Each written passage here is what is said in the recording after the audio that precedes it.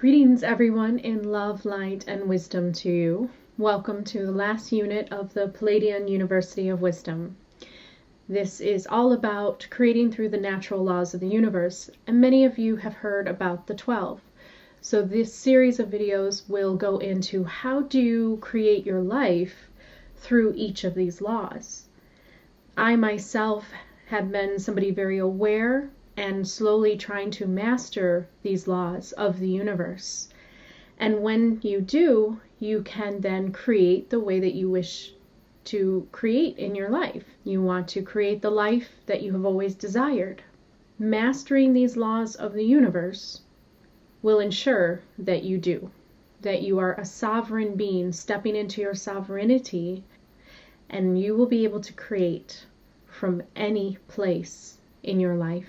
Any setback, anything that comes into your life, you will be able to create from. Because you will realize that you are nothing but a creator. That is all that you can do.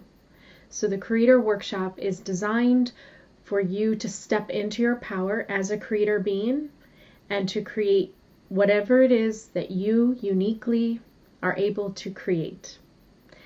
So, welcome to lesson number 1. The first natural law that we will talk about is the law of oneness. The law of oneness is a law that people awaken to when they go through their spiritual revolutions or realizations, when they go through their spiritual awakenings and they realize that everything is connected and that whatever you do or say or think will affect the all. At the very topmost state of existence, in what we call the stage 7, in the Pleiadian spiritual rebirth video, I talked about this, and if you would like to go back to that, it will be in the description for you and also will be recommended after this video as well. Stage 7 is the final existence of experience of realizing yourself as creation itself. Understanding that all things belong to you, you belong to all things, and that everything is connected and interconnected. Even though we may experience the illusion and have an experience of opposites and also things that don't seem to be connected in order to have an experience that we need to have. But whether you are conscious or unconscious of it, the law of oneness exists, and this is something that all the ancients have known. This is something that many advanced civilizations in other worlds, such as the Pleiadians, live by, and I am going to teach you how to create from this space. Because when you are aware of the law of oneness, you can create wonderful things for you and for others. So let's begin. So the first idea is the butterfly effect. The butterfly effect is the realization that whatever you do will affect the whole. So your thoughts, your actions, your words, anything that you put out into the world will affect others, either around you and across the world. And so the butterfly effect also recognizes the fact that as you go through self-transformation and self-improvement, so do those around you. So do those in the world. When one rises, the rest rise as well, unconsciously or consciously. Meaning that those who are unaware of a transformation taking place in their life, they will experience transformation by just having certain events happen to them, certain people come into their lives, and it might take some time for it to finally kind of dawn on them that that spiritual transformation is happening, but it is. And those who are aware of it are those who seek out self-improvement, look for books, look for videos like this, look for things that are going to help them guide them along the way, because they're excited and they're ready to embrace spiritual development within themselves. When you harness that power and understanding the butterfly effect, that is when you step fully into your idea of self-esteem. Valuing yourself and understanding your worth and how important all of your actions really are. A lot of times people do things that are not so great in the world because they feel, well, it doesn't really matter. It comes from a place of lack of self-esteem because they feel that when they throw trash on the ground, it doesn't really matter in the long run. Or when they hurt somebody or yell at somebody, it doesn't really matter in the long run. They feel that somehow their actions will just kind of dissipate into the universe and never be seen again. But it's not true. Your energy that you move forward will come back to you in another way because everything is connected. So understanding this idea of the butterfly effect is when you take hold of your personal transformation and you understand on a conscious level that when you work on personal transformation and spiritual development, you are also aiding to the whole collective as well, helping with their transformation and their spiritual development. So if you are somebody like me that has always wanted to see the world in a different way, that was moving towards progression and showing an evolution for you to experience right before your very eyes, then you need to work on your own personal evolution and transformation. And that's how it works. That's the butterfly effect. As you unfold your wings from the cocoon, so does the rest of the world. Even though they might not know it, and they might not be aware of it, it still is affecting them somehow. So understand yourself as having true worth, and you're a powerful creator being. All of us are. So when we're all working on transformation consciously, guess what kind of world that can create? Number 2, part of this aspect, is the golden rule. So the golden rule is something that many religions have tried to put out there, but of course the other types of sectarianism beliefs and ideologies have taken away from this beautiful idea.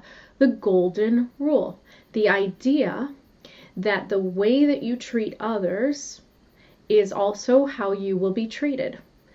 So if you wish for others to treat you kindly, you must treat them in return kindly.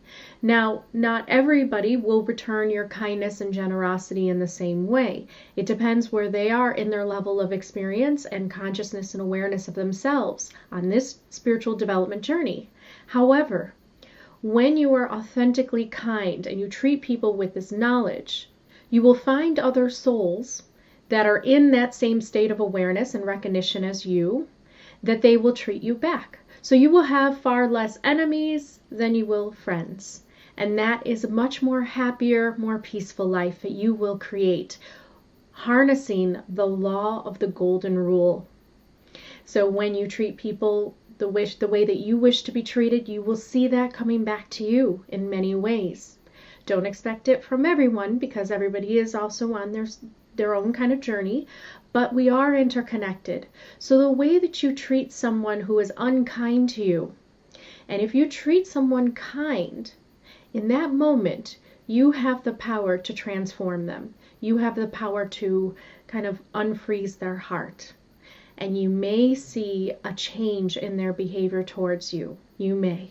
If you treat a person unkind as they have been treating you, well then there will be no peace. There will be no compromise ever. And that you will have two souls that just don't recognize the oneness within each other, and you will just bounce ideas off of each other like a wall.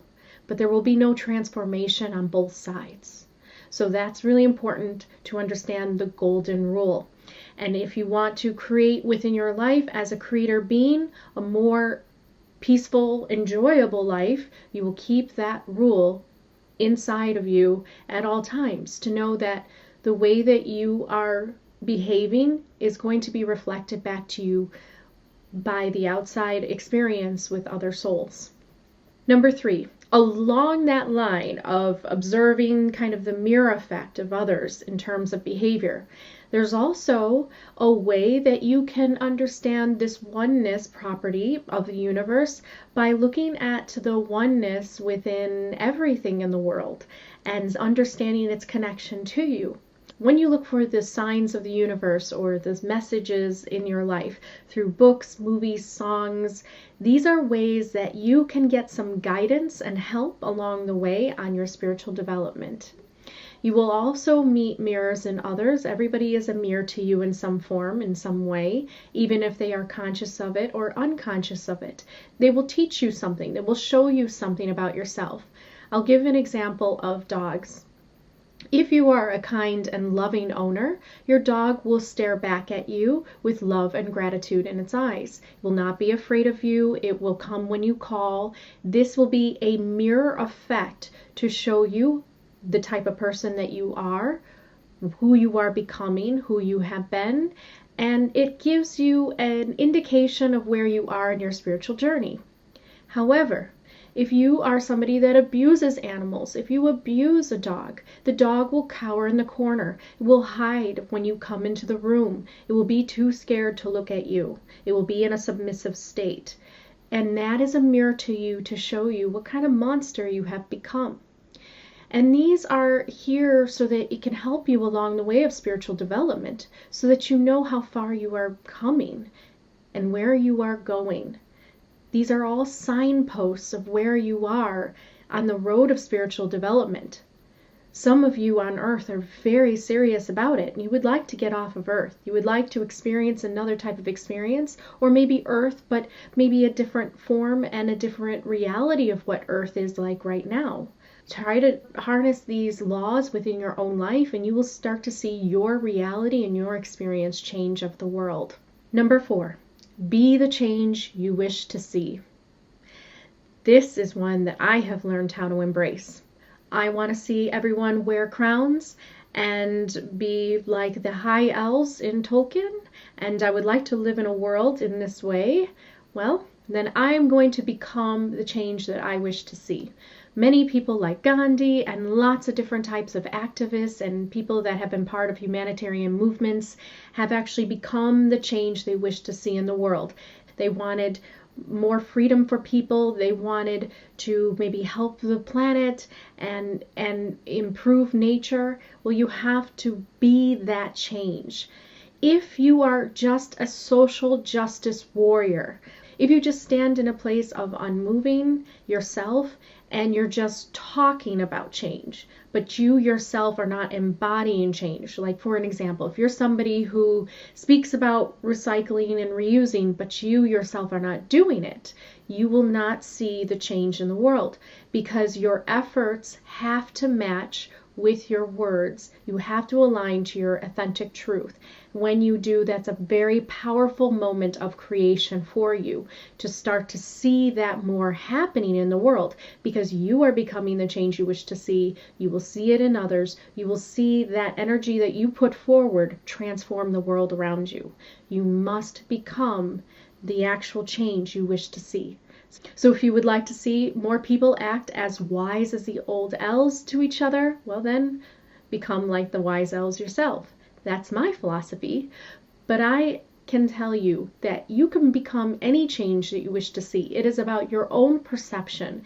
It's a little bit of artistry, it's a little bit of creativity and what you want the world to be like. So not everybody is going to have the same perception as me, but if you have a different way of wanting to see the world and it does nothing to harm others, then you are completely free to embody that aspect of your creator self.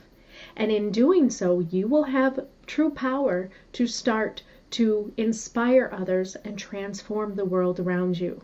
Number 5, I like to call this the Christ consciousness, to create out of divine oneness of love. So the Christ consciousness teaches us that when we think of everyone as part of us, as our brothers and our sisters, in that state of divine oneness, we exude divine love. And when we exude divine love, we receive the divine love experience back to us as well.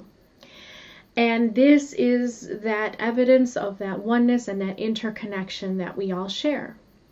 So when you enfold all beings around you within divine love, you will experience that back. And this is how you create a life full of true, authentic love, whether it be with people that you are in a relationship with, or whether it be just friends and family members, or even just acquaintances and people that you might meet on the street. if you are somebody that is wanting to experience great, transcendent type of love, then you yourself will embody the divine love, and you will see it outward in your reality as well. Now, does it mean that you will see it all the time? Of course not, because you need that diversity for experience. You need that relativity to understand what is love, what is not, what is you, what is not. And so you will not experience divine love everywhere. That would be quite boring, right? At least at this level.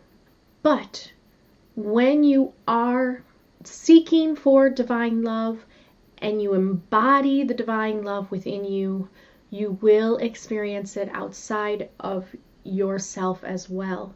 And that is that interconnection that you will have with other souls who also are at that same place of resonance with divine love. The crown chakra, the 7th level of the chakra system, the Christ consciousness.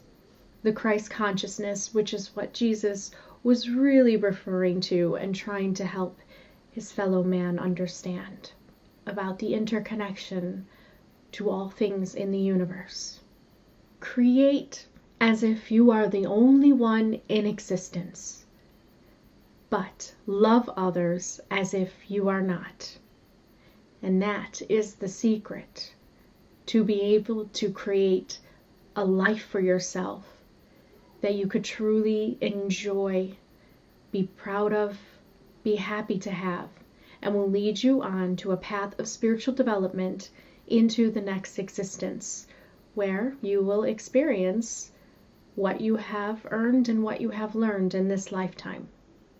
So how do you do this? How do you get to that point? You get to the point by starting to not care about what others think about you. In the idea that if you are not harming anyone, if you are authentically expressing yourself, you're just being yourself and you're not trying to hurt anyone, then you have every right to be creator you and create what you would like to see in the world. You have value, you have importance, you are worth the whole universe. Each one of us is. So show that, have that come out inside of you and be the creator that you have always wanted to be, and create the things that you have always wanted to see and experience and dream.